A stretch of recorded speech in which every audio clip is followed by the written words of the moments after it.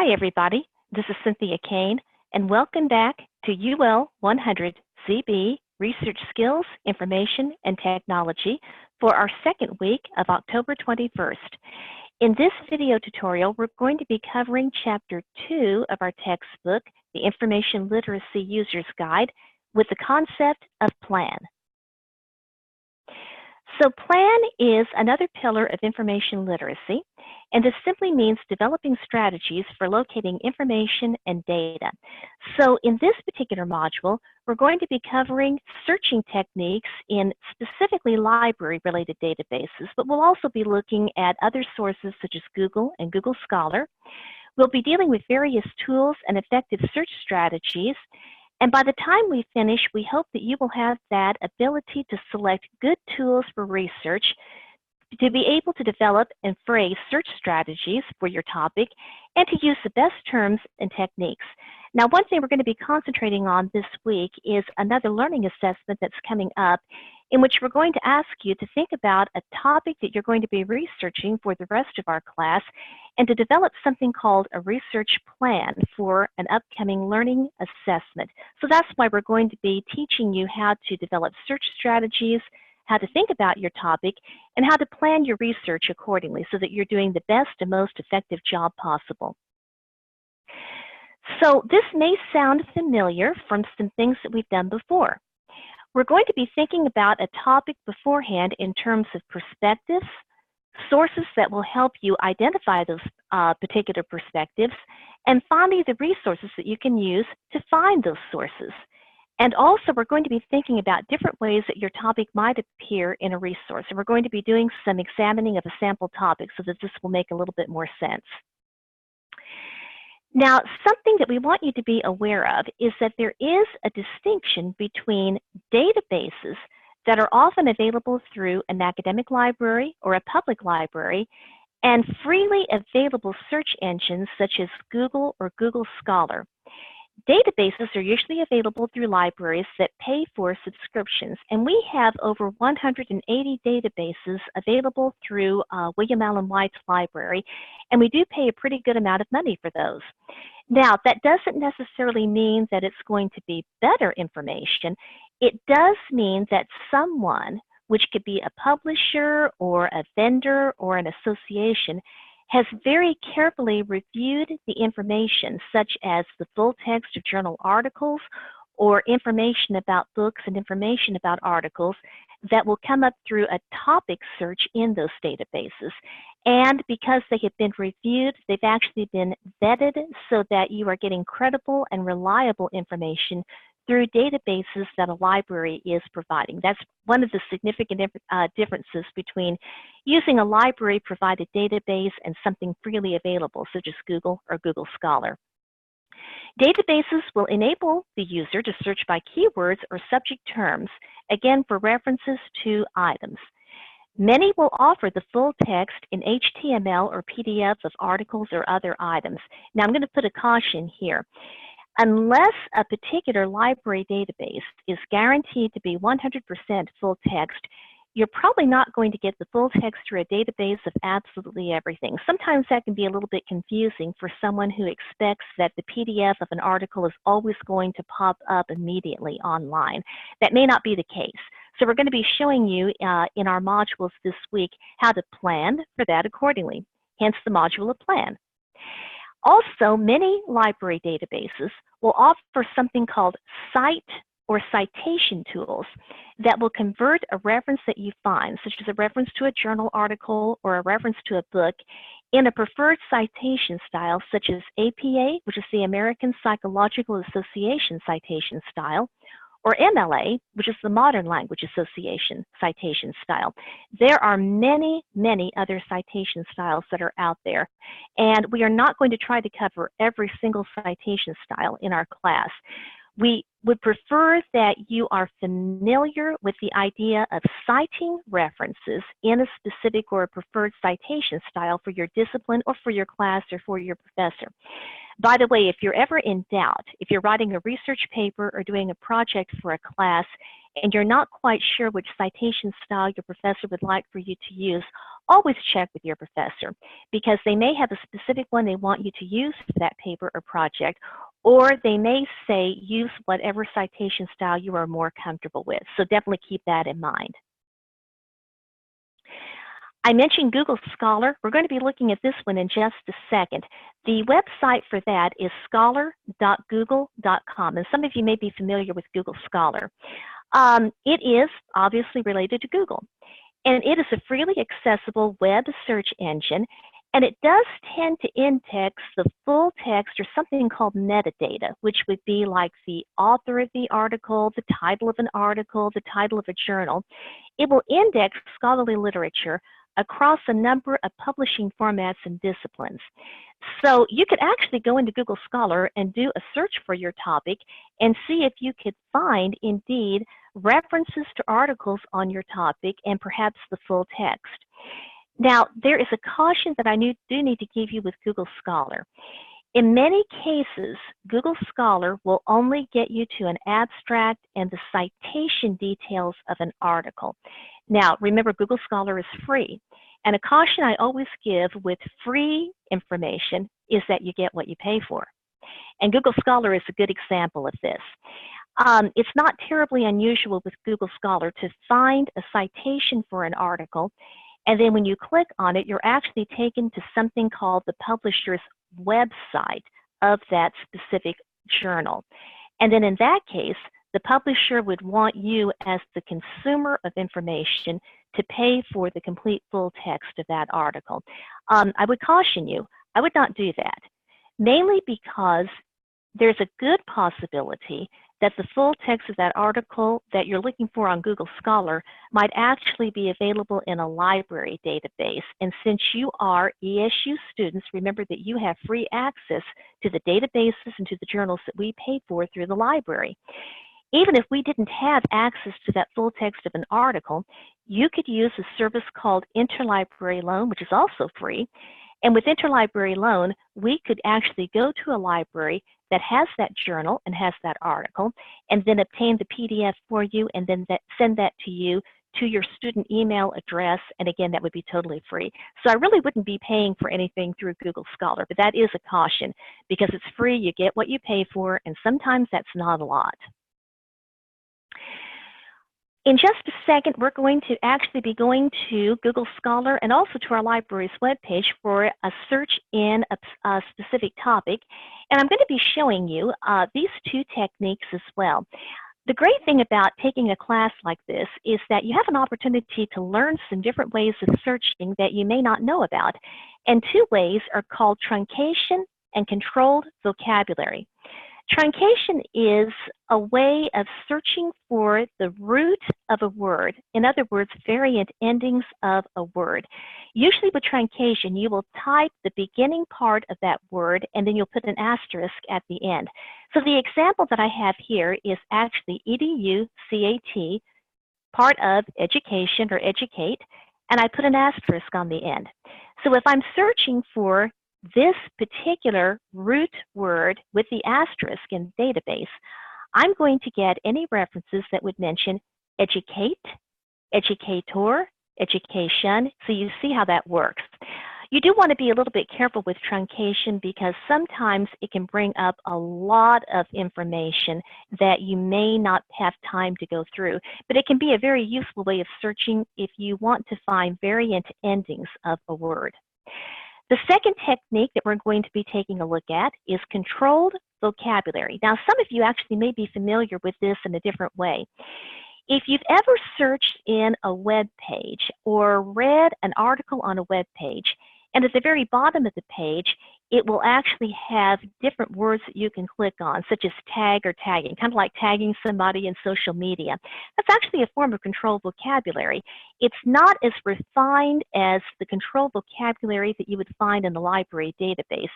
But when you click on a tag, that's actually going to bring up any other articles in a web page or in social media, any other posts that actually mention that specific word. So tagging somebody or tagging something is a way of kind of bringing everything together under that specific tag. Control vocabulary works the same way. With control vocabulary, that can be a set group of terms that are chosen by an indexer for a database or a search engine, and it actually can lead to more precise searching, especially if you have broad general topics. So let's try some searching with our techniques, and I'm going to show you how this will work with Plan.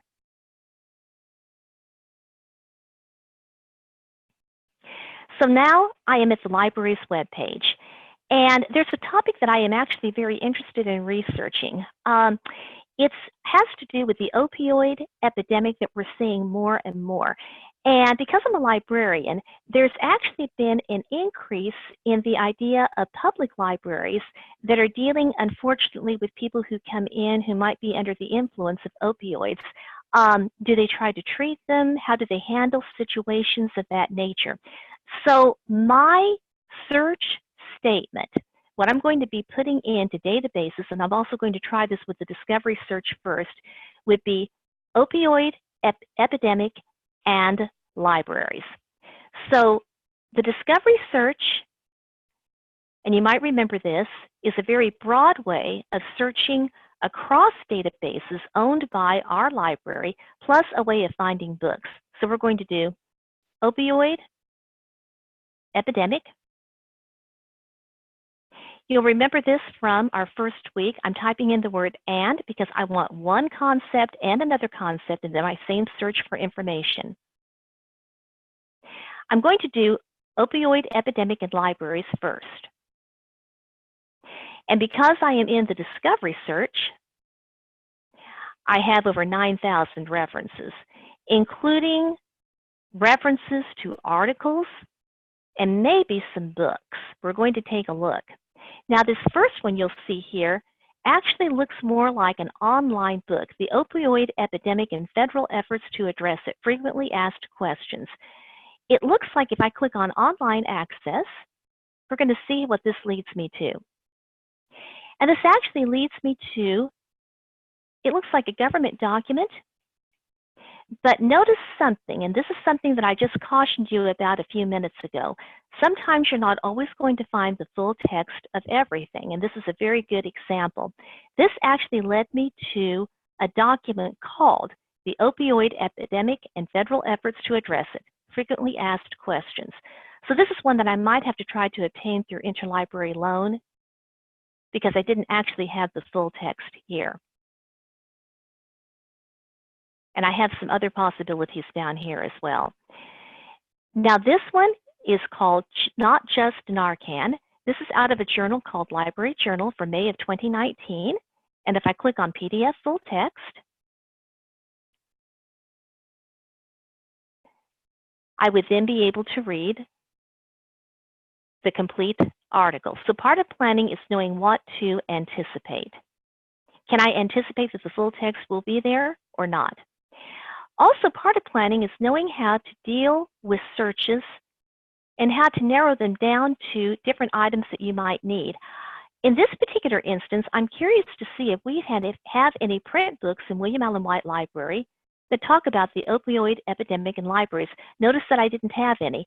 I'm actually not surprised because this is a relatively new topic, and because of that, there may not be any books that have been published. That's also part of planning, by the way. Think about the currency of your topic. Do you think you're going to be able to find books? Will books actually be published on that in terms of background information? Or are you going to have to go more toward articles, websites, other sources of current information? In this case, that's probably what I'm going to have to do with this topic. Well, that's a very broad search. So I'm actually going to click back here because, again, part of planning is knowing where else I can go find information. So I'm going to go to databases now.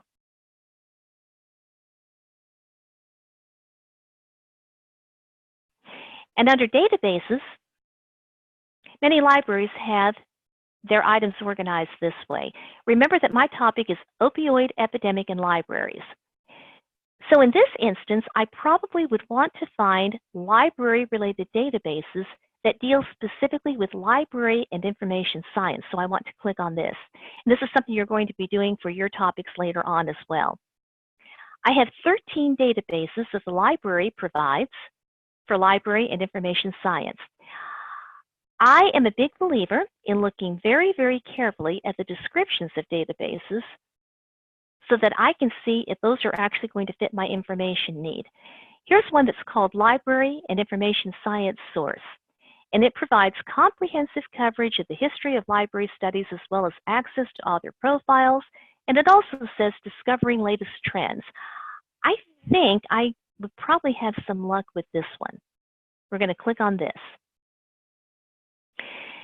Now, in many databases, you will be taken to something called a basic search or just a fairly generic screen like this. Part of planning is knowing that you can do an advanced search. Advanced searches in databases will let you narrow and focus your topic search much more effectively. And we're going to be doing this in this one. One excellent way of narrowing and focusing your search is to say that you want your keywords or the terms that you're going to be searching to be found in the abstracts of items. And abstracts are actually summaries that have been written sometimes by the authors and sometimes by other people that will tell you a little bit about those items. If I limit my keywords to appear just in the abstracts of articles, that's actually going to be a more focused way of searching. If I didn't limit this, it would actually be looking for my keywords anywhere in the full text of articles, even if they didn't really have anything to do with my specific topic. They would just be mentioned. So we're going to do opioid. And notice I just started to type in a little bit. I could do opioid epidemic. Remember on planning too, we need to think about variant terms.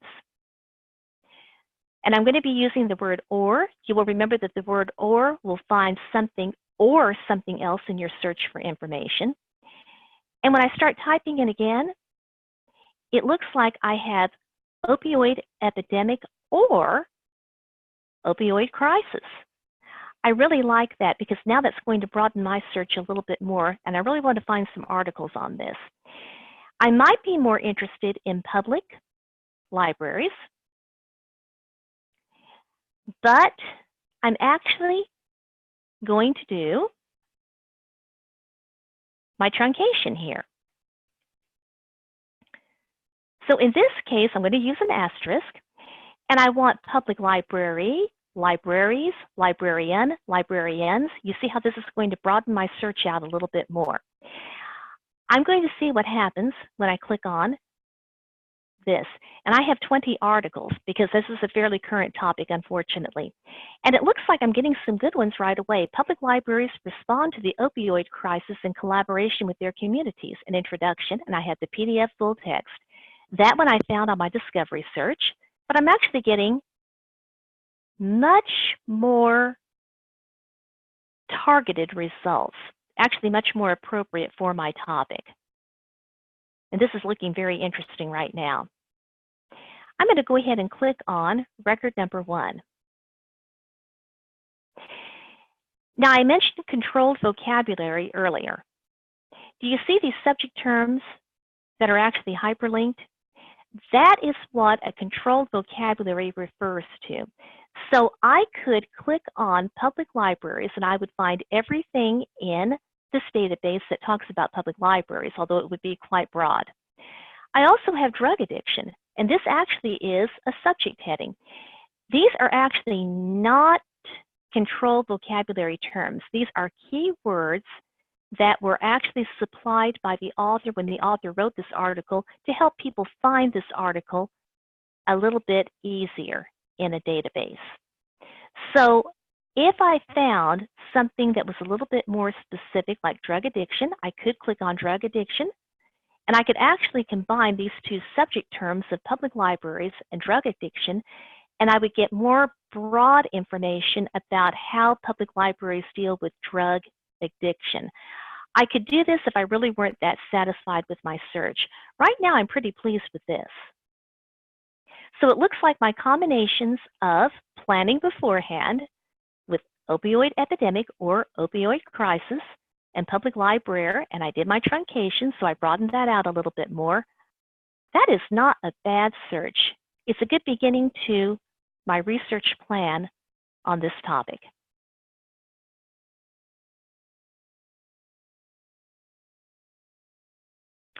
Thank you for listening and watching this video tutorial.